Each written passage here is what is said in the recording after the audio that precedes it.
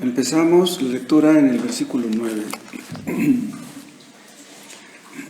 Por lo cual también nosotros, desde el día que lo oímos, no cesamos de orar por vosotros y de pedir que seáis llenos del conocimiento de su voluntad en toda sabiduría e inteligencia espiritual. Veíamos que aquí Pablo pide tres cosas por los colosenses. Una, pide inteligencia espiritual para ellos. Y en el versículo 10 dice, para que andéis como es digno del Señor, agradándole en todo, llevando fruto en toda buena obra y creciendo en el conocimiento de Dios. Aquí en el versículo 10 está pidiendo otra cosa. Dice el 11, fortalecidos con todo poder, conforme a la potencia de su gloria, para toda paciencia y longanimidad, con gozo dando gracias al Padre que nos hizo aptos para participar de la herencia de los santos en luz. Ahí nos detenemos. Oremos. Padre, bendito sea tu nombre, te alabamos. Digno eres de nuestro amor, de nuestra alabanza, de nuestra gratitud, de nuestro servicio, porque tú eres un Dios grande, un Dios bueno y maravilloso. Te damos gracias porque podemos reunirnos. Que tu nombre sea glorificado en esta reunión, en la exposición de tu palabra, en todo lo que haremos. Háblanos a través de tu palabra, muéstranos tu voluntad, capacítanos para ponerla por obra y que llevemos fruto, como dice tu palabra. En el nombre de Jesús. Amén.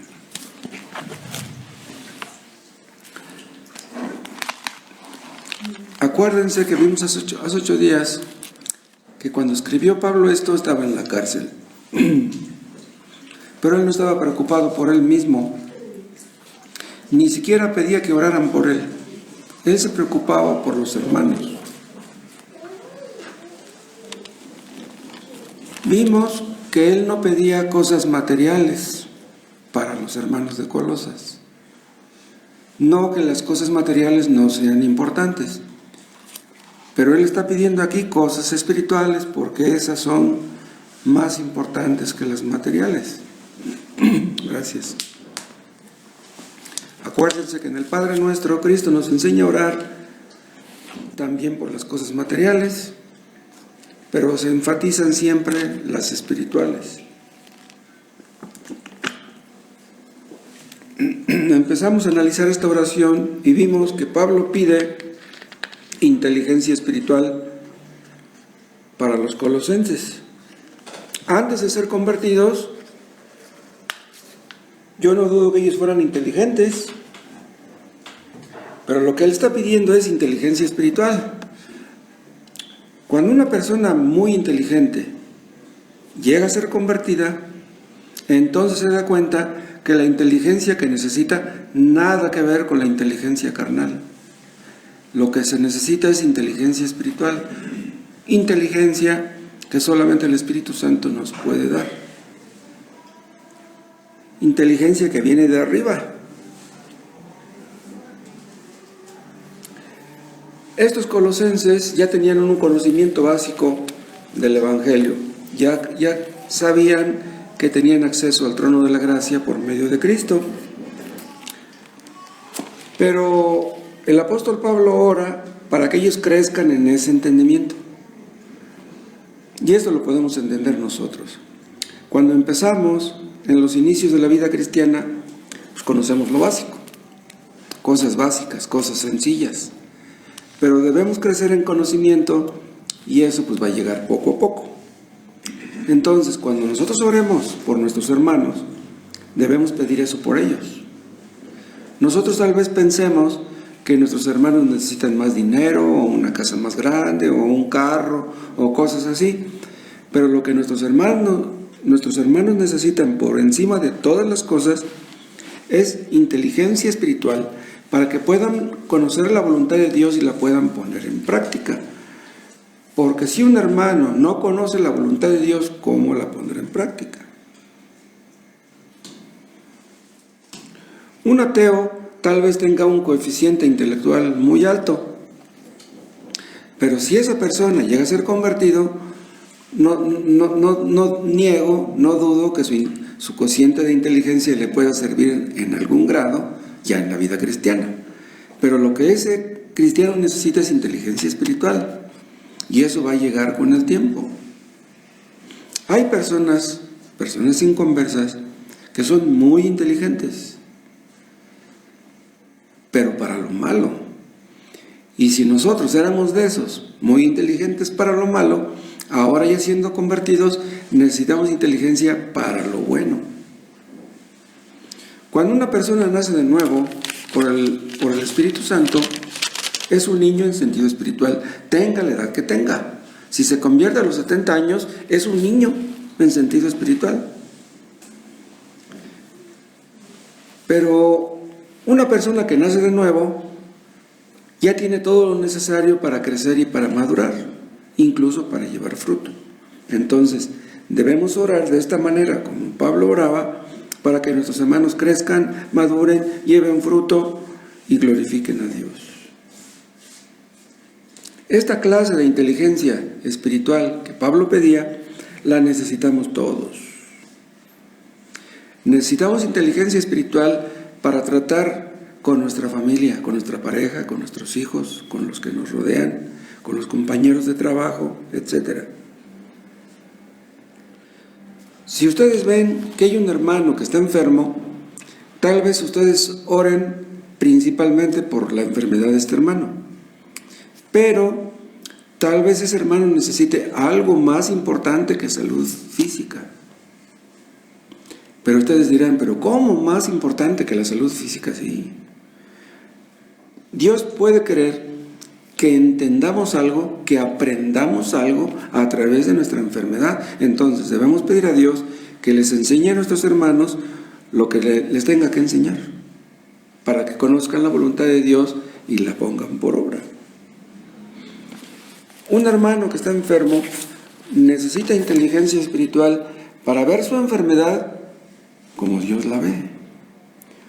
¿Cómo ve Dios la enfermedad que tiene un creyente? La ve como un medio de bendición. Si estamos enfermos, Dios puede bendecirnos a través de esa enfermedad. Entonces, pidamos a Dios por nuestros hermanos enfermos eso.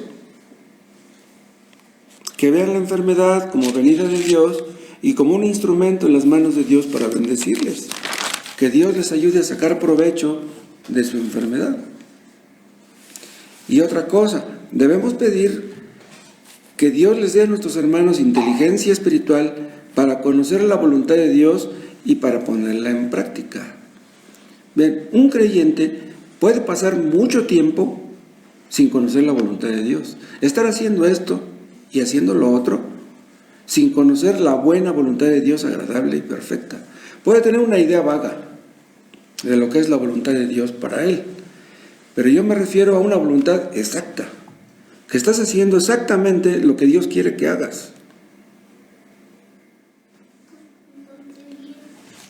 Pide el apóstol Pablo inteligencia espiritual. Pero vean ahora el versículo 10, que pide que les dé obediencia práctica. Dice, para que andéis como es digno del Señor. Vean, como Cristo merece, agradándole en todo, llevando fruto en toda buena obra y creciendo en el conocimiento de Dios. Yo les comentaba hace 8 días que los falsos maestros que se infiltraron ahí en Colosas decían ser iluminados. Esa era una frase que se usaba en aquel tiempo. Creían ser iluminados. Entonces veían a los cristianos como con lástima, como que los veían como medio ignorantes. Entonces decían, nosotros somos iluminados, ustedes necesitan aprender algo de nosotros. Aquellos falsos maestros decían ser iluminados, decían tener muchos conocimientos, pero díganme, ¿de qué sirve tener muchos conocimientos si no los ponemos en práctica en la vida cotidiana, en la vida práctica? En la vida cristiana, el conocimiento y la obediencia deben ir juntos. Y si no van juntos, pues está el asunto muy difícil, muy complicado. Cuando empezamos en la vida cristiana, aprendimos doctrinas básicas. Pero en la vida cristiana hay verdades profundas que vamos conociendo poco a poco, a través del estudio, a través de la reflexión, de la meditación. Pero si conocemos las verdades básicas y cosas que tenemos que obedecer, pero no las obedecemos, entonces no creceremos en el conocimiento de Cristo, no llevaremos fruto, no conoceremos la voluntad de Dios, porque lo que ya conocemos no lo ponemos en práctica.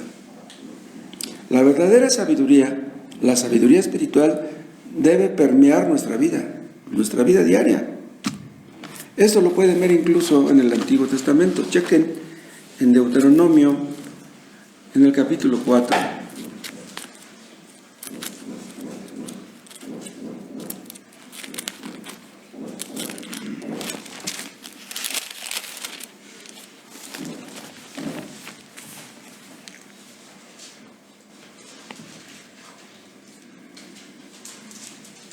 Deuteronomio 4, 5. Mirad, yo os he enseñado estatutos y decretos como Jehová mi Dios me mandó, para que hagáis así en medio de la tierra en la cual entráis para tomar posesión de ella. Vean cómo empieza el versículo. Mirad, o sea, es como diciendo, fíjense bien, vean lo que les voy a decir, analícenlo. Y dice el 6, guardadlos. Está hablando de los estatutos y de los decretos que menciona al principio del versículo 5. Dice, guardadlos. Guardadlos pues y ponedlos por obra, porque esta es vuestra sabiduría. O sea, ¿creen ser sabios ustedes? Pues pongan en práctica lo que han aprendido. Porque esta es vuestra sabiduría y vuestra inteligencia ante los ojos de los pueblos, los cuales oirán todos estos estatutos y dirán, ciertamente pueblo sabio y entendido, nación grande es esta. ¿Cuándo van a decir esto? Cuando vea a la gente que ponemos por obra lo que decimos creer. Si invitamos a la gente a que venga al culto, si invitamos a la gente a que lea la Biblia, pero ellos ven que hacemos cosas o decimos cosas que no debemos decir ni hacer, entonces van a decir, esos están locos. Me invitan a su religión, me invitan a su iglesia, pero pues lo que dicen creer no lo creen, no lo ponen en práctica, no les dan ninguna importancia.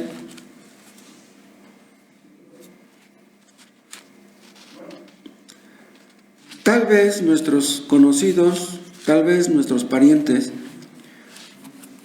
nos escuchen hablar y digan que tenemos muchos conocimientos.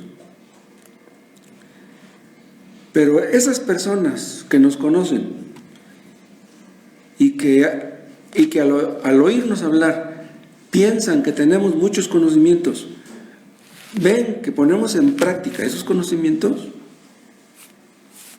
la gente nos observa.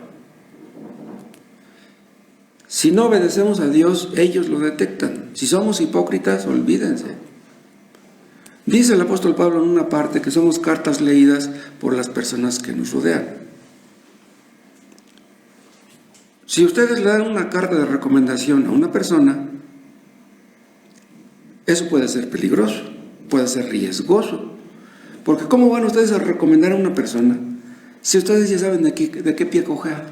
Oiga, yo conozco a esta persona desde hace 20 años, yo ahora reconozco como trabajadora, como honrada, como derecha, como trabajadora. Pero luego lo recomiendas y luego se mete a trabajar y luego roba, miente y hace cosas incorrectas. ¿Qué clase de carta de recomendación le diste a ese patrón? Nosotros o somos cartas de recomendación buena o carta de recomendación mala. Nosotros conocimos a personas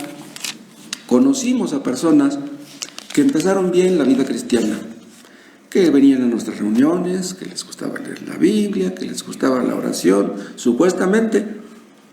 Pero ¿qué creen que pasó? Que después de un tiempo empezaron a leer libros que los alejaron de Dios. empezaron a escuchar predicaciones de falsos maestros que les metieron ideas en la cabeza y que terminaron apartándolos de Dios, de la salvación. En el internet hay muchos falsos maestros. En el radio hay muchos falsos maestros. Si tú ya conoces la verdad, ¿qué tienes que estar escuchando a esos predicadores? Recuerdo haberles platicado de un hombre que conocimos hace muchos años, que llegó a predicar aquí, que llegó a ser maestro de escuela dominical aquí, y que terminó alejándose de Dios porque leyó Caballo de Troya. Dice, no, dice, es que este libro dice, sí trae la verdad acerca de Cristo. Digo, ¿qué? La verdad acerca de Cristo. Entonces, ¿la Biblia no dice la verdad acerca de Cristo? Le hizo más caso a ese libro mentiroso que a la palabra de Dios. O sea, las supuestas verdades profundas, entre comillas, alejaron a esta persona de Dios, y no solamente a él, a su mamá, a su hermana, a su cuñado y a sus sobrinos. En total, como 8 personas se fueron.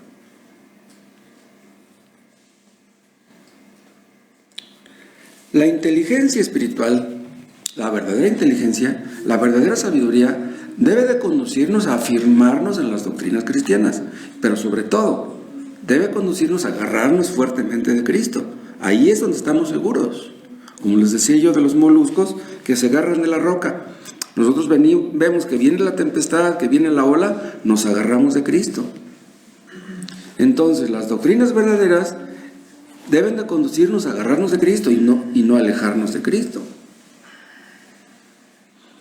Hay personas que escuchan predicadores que son famosos y que tal vez lo hacen pues, por curiosidad, ¿no? Pues este predicador es famoso, pues lo voy a escuchar, a ver qué dice.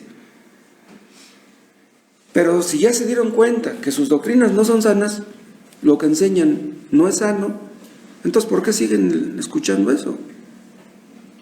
Hay personas, hemos hablado de eso antes, que se llenan la cabeza de conocimientos y se vuelven orgullosas, aman el debate, aman las discusiones y empiezan a ocasionar problemas en sus casas y en las iglesias también. Las verdades bíblicas no deben estar solamente aquí, no deben ser solamente teóricas, deben de ponerse en práctica. Para eso son las verdades bíblicas. No es como en la escuela, ¿sí? Si tú eres bueno para las matemáticas, para la álgebra, para la biología, pues qué bueno, pero eso no es algo que tú tengas que poner en práctica, son datos que tienes en tu cabeza y punto. Pero las verdades de la Biblia son para obedecer. Vean, 2 de Pedro, capítulo 3.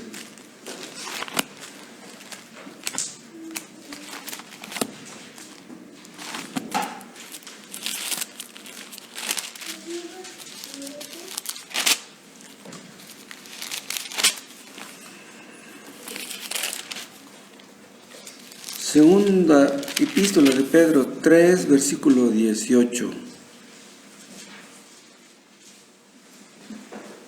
Vean desde el 16, 3:16.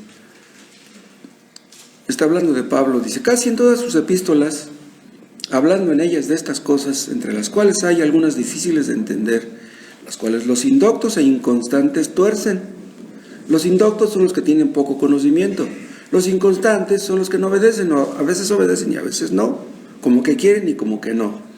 Como también las otras escrituras para su propia perdición, o sea que no solamente tuercen el significado del Nuevo Testamento, sino también del Antiguo. Así que vosotros, oh amados, sabiéndolo de antemano, guardaos, dice, tengan mucho cuidado. No sea que arrastrados por el error de los inicuos, los falsos maestros, caigáis de vuestra firmeza. Dice, antes bien, vean lo que dice el 18, creced en la gracia y en el conocimiento de nuestro Señor y Salvador Jesucristo. Vean, no solamente debemos crecer en el conocimiento, debemos crecer en la gracia. Acuérdense que la gracia tiene 2 significados. La gracia es favor inmerecido y la gracia es poder de Dios. Aquí se refiere al poder. Crece no solamente en el conocimiento, sino en el poder de Dios para vencer el pecado. De eso se trata. ¿De qué sirve que tengas muchos conocimientos si el pecado juega contigo como si fueras un juguete. Y en el 17,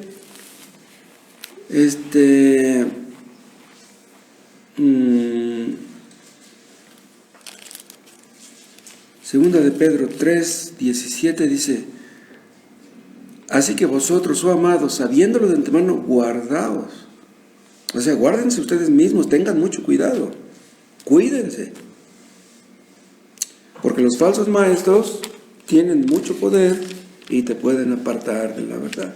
Entonces, existe el peligro de engordar en lo intelectual, engordar en cuanto a los conocimientos y estar flacos en la gracia.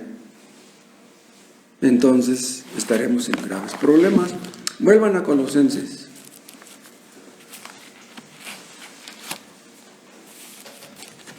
Colosenses 1,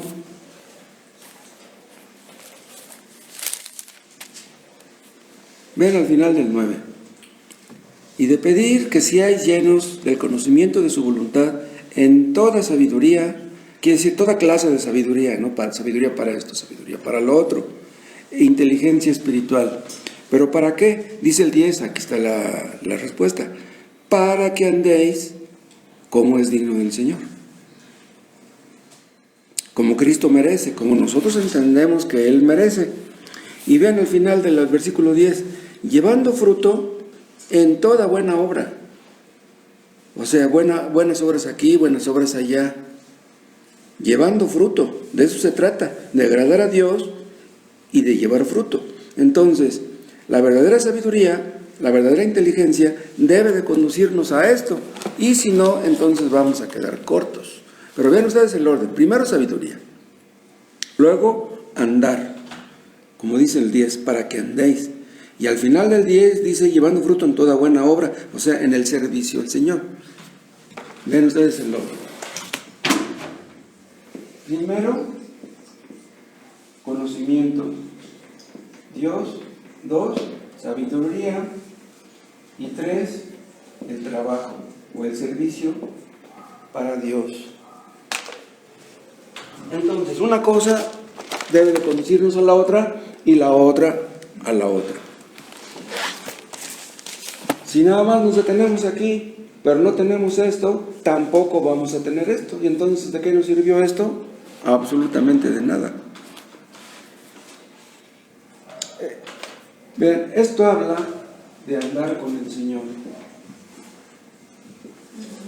Es la palabra que está ahí en el versículo 10, para que andéis. O sea, vamos conociendo a Dios y andamos con Él. Tenemos intimidad con Él. ¿Y qué es lo que pasa cuando tenemos esa clase de conocimiento, esa clase de intimidad? Que podemos trabajar para Él. Entonces, ¿de qué sirve tener conocimientos si no tenemos intimidad con Él? Si no conocemos su voluntad, no podemos llevar fruto. No podemos andar con Dios sin conocer su voluntad. Y si conocemos su voluntad, pero no la ponemos por obra, entonces no podemos crecer, no podemos trabajar, no podemos servir a Dios. Hay un versículo en Amós 3:3 que dice: ¿andarán dos juntos si no estuvieren de acuerdo? ¿Te acuerdas de ese texto? ¿Andarán dos juntos si no se pusieron de acuerdo? ¿Se acuerdan? Una vez vimos algo acerca de la vida de Enoc hace ya algunos años. ¿Se acuerdan? Veíamos que Enoc caminó con Dios. ¿Se acuerdan? ¿Qué quiere decir que Enoc caminó con Dios? Que Enoc estuvo de acuerdo con Dios. Estar de acuerdo significa no solamente que conocemos su voluntad, significa que la hacemos. Estamos de acuerdo con su voluntad, pero no solamente en la mente. No, estamos de acuerdo con Él porque la hacemos. Y si hacemos su voluntad, somos sabios. Y si no la hacemos, entonces somos necios. Porque ¿qué caso tiene conocer la voluntad de Dios? ¿Qué caso tiene saber que si no la hacemos, vamos a estar en problemas si no la hacemos? El contexto donde Amós dice eso, de si andarán dos juntos, si no estuvieron de acuerdo, habla de cómo Dios preparaba la invasión de los de los judíos. Iban a llegar ahí los asirios, los iban a invadir. ¿Por qué? Porque los judíos conocían la voluntad de Dios, pero no la hacían. ¿Qué mal negocio es ese? Cuando ustedes se ponen a leer la palabra de Dios, yo supongo que ustedes le dicen a Dios: Dios, háblame a mí, muéstrame a mí tu voluntad. No hay otro motivo para el cual leer la Biblia. No vamos a leer la Biblia para que nos dé sueño. No vamos a leer la Biblia como si fuera una novela. Leemos la Biblia para que Dios nos muestre su voluntad. Pero si leemos y no queremos obedecer lo que está escrito, ese es muy mal negocio. Bueno, si conocemos la voluntad de Dios y la obedecemos, es como podemos trabajar para Él, ¿sí? Ese es el último punto de la secuencia, ¿no? Tenemos que trabajar para Él. ¿Cómo conocemos la voluntad de Dios? A través de su palabra, a través de la oración y a través de su palabra. Entonces, nos acercamos a Dios a través de la oración, a través de la lectura, y entonces Dios nos capacita para que podamos servirle. Hay algunos que leen la Biblia, ¿saben ustedes para qué? Para justificar sus ideas preconcebidas. O sea, son personas que quieren entender la Biblia a su manera. Ellos creen que como otros la entienden, están equivocados y creen que ellos sí tienen la razón. Entonces, si leen la Biblia de esa manera, no descubrirán la voluntad de Dios, no descubrirán la verdad. Nosotros no estamos para juzgar a la Biblia, ni tampoco para juzgar a los demás. Estamos para que la Biblia nos juzgue a nosotros. Cuando estamos leyendo, Dios nos habla y nos juzga, nos dice dónde estamos mal. Entonces, no leemos para que la Biblia se amolde a nosotros, sino para que nosotros nos amoldemos a ella. Hay un sermón de Spurgeon que se llama El libro que habla, y vaya que la Biblia nos habla. Es Dios el que nos habla a través de su palabra. Este es el libro de libros. ¿Se acuerdan que hubo un puritano, ni me acuerdo cómo se llamaba, que ya estaba cerca de la muerte? Ya estaba en las últimas, y le dijo a uno de sus hijos que estaba ahí cerca, le dijo: hijo, tráeme por favor el libro. Y le dice su hijo, dice: ¿cuál libro, papá? Dice: ¿cómo que cuál? Dice: nomás hay uno. ¿Cómo que cuál? Ningún libro como la Biblia. Vuelvan a Colosenses 1 y vean la segunda parte del versículo. Dice: agradándole en todo. Vean, de esto se trata la vida cristiana, de agradar a nuestro Dios. Cuando leemos la palabra de Dios, no la leemos para agradarnos a nosotros, ni para agradar a la gente, ni para presumir a la gente que sabemos, ni para tener bases para ganar un debate. No, leemos para conocer la voluntad de Dios y para ponerla por obra. Dice el apóstol Pablo en Efesios 4:1 que debemos andar como es digno de nuestra vocación, nuestro llamamiento. Habla de llamamiento eficaz, ¿no? Y nuestro llamamiento a servirle, que se deriva del primero. Debemos andar como es digno de nuestra vocación. Y la palabra andar es un verbo presente continuo, constantemente. O sea, no te detengas, tú continúa agradándole, sirviéndole, como Él lo merece. Y en Filipenses 1:27 podemos leer que debemos andar como es digno del Evangelio. Y en 1 Tesalonicenses 2:12 dice que debemos andar como es digno de Dios. ¿Cómo es digno del Evangelio? Como es digno de Dios, como Dios merece. Y vean también 1 a los Tesalonicenses en el capítulo 4. Vean lo que dice acá el apóstol.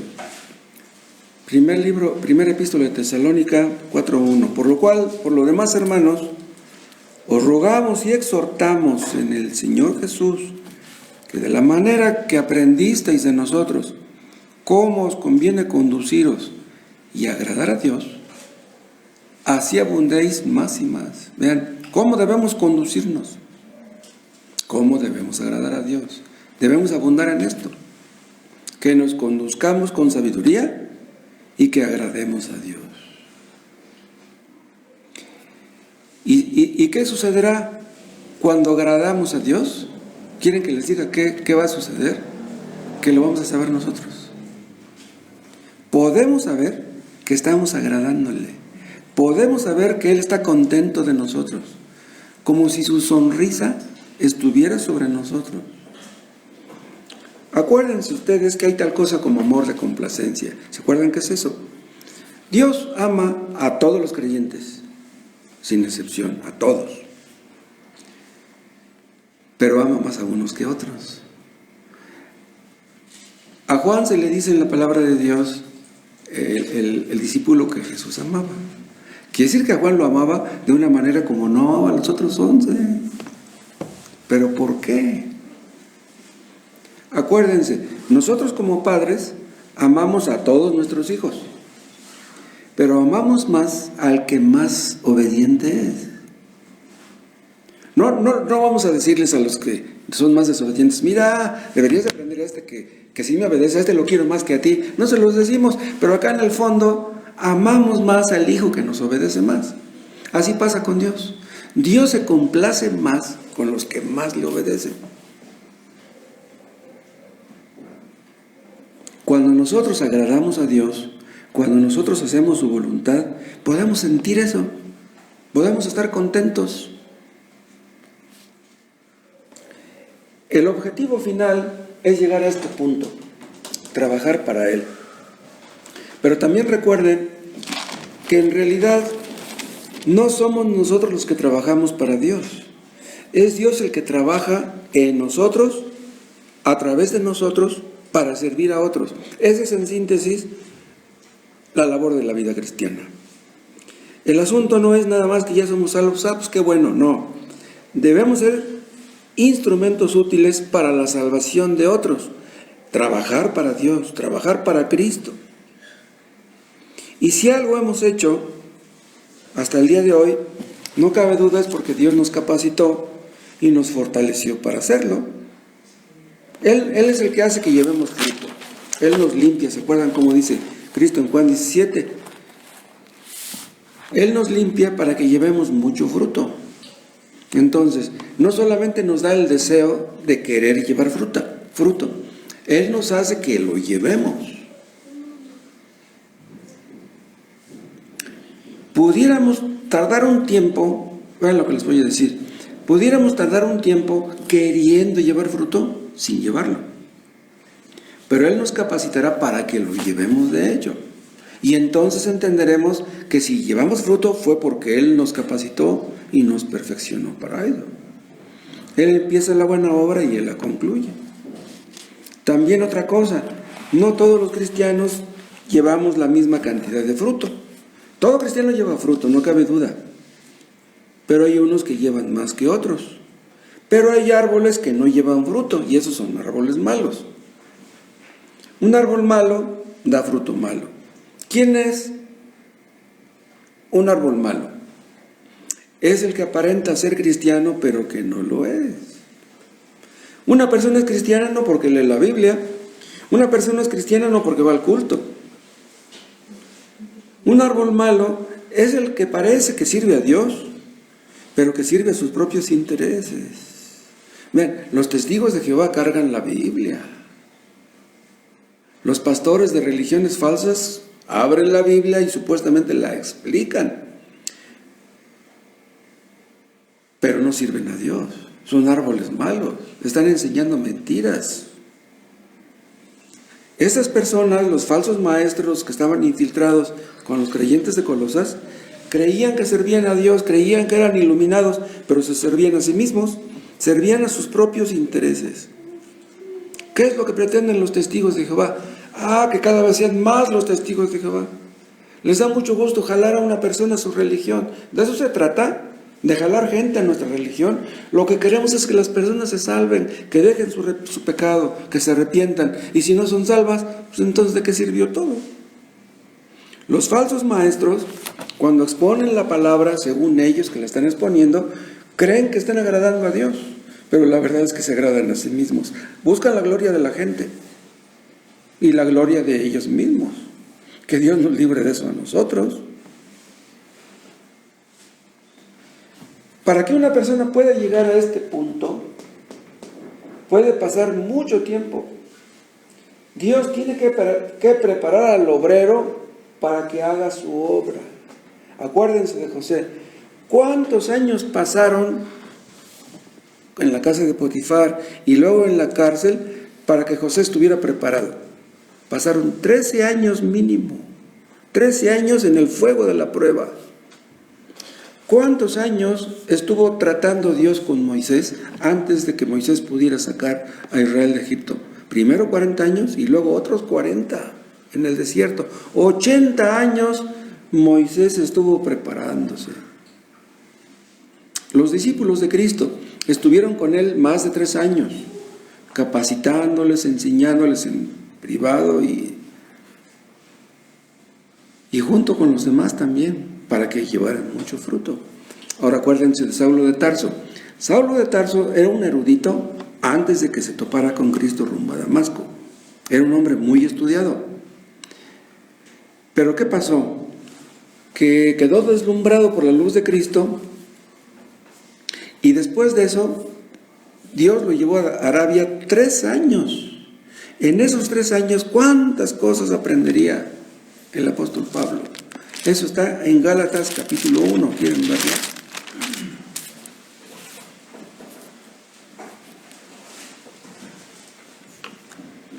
Gálatas 1,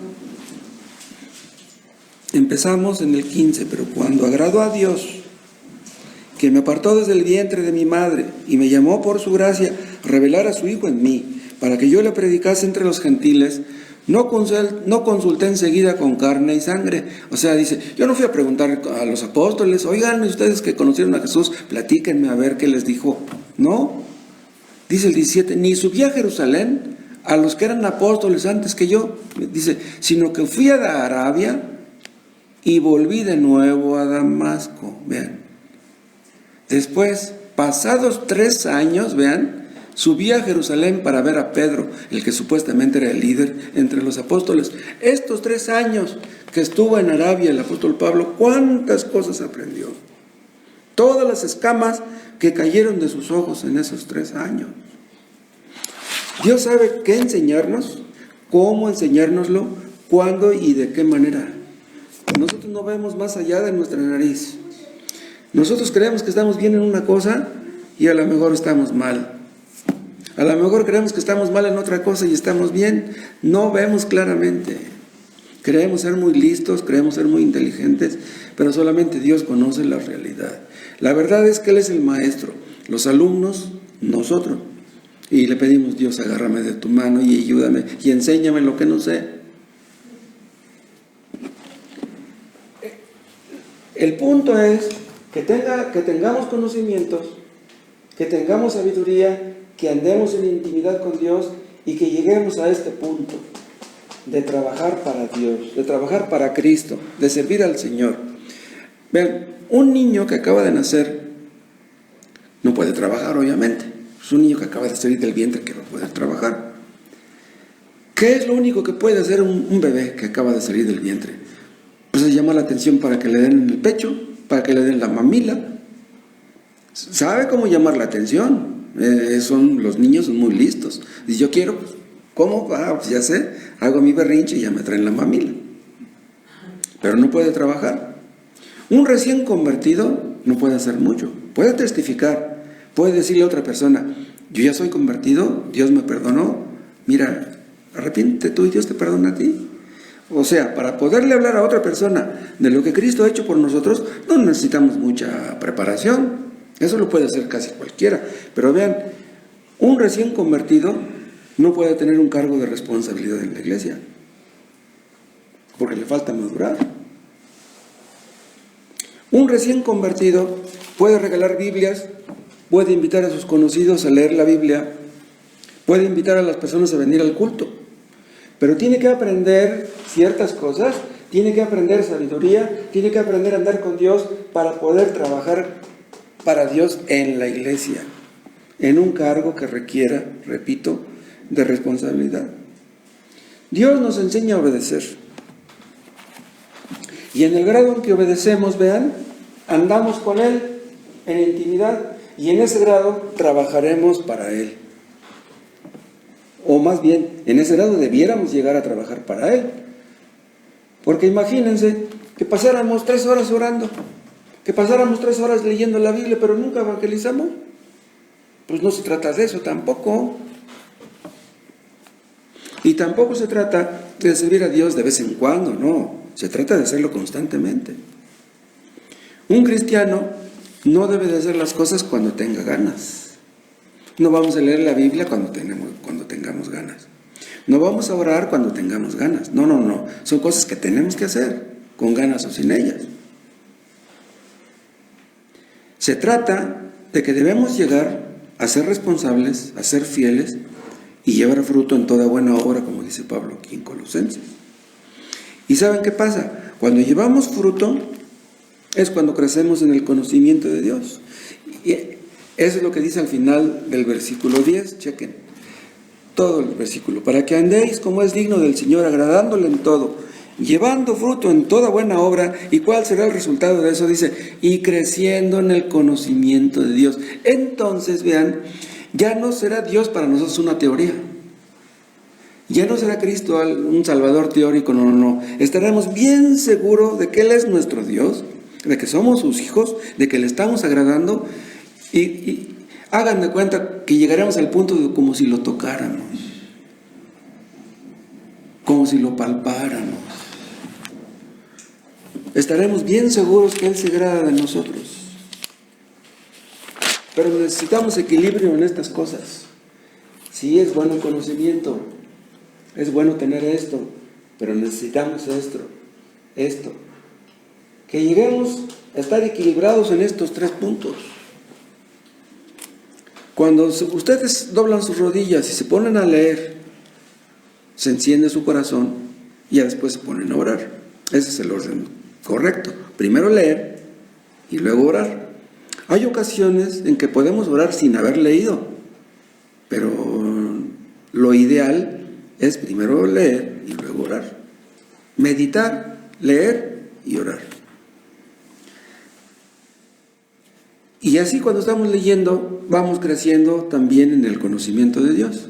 Conocemos sus atributos, conocemos su palabra, pero es caminando con Él, vean, andando con Él y trabajando para Él, como vamos creciendo más en el conocimiento de Él.